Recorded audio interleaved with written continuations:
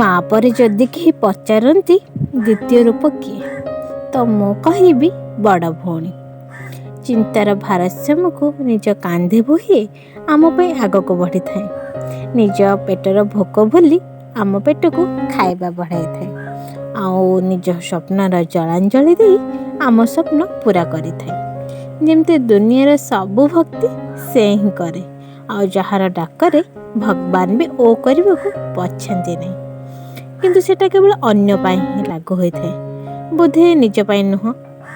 ସମାଜର ଅପବାଦରେ ପ୍ରଥମ ହସ୍ତକ୍ଷେପ ତା'ର, ଆଉ ନିନ୍ଦା ଯେମିତି ତା ମଥାର ମୁକୁଟ, ଆଉ ସମସ୍ତ ଦାୟିତ୍ୱ ଯେମିତି ତା'ର କର୍ତ୍ତବ୍ୟ।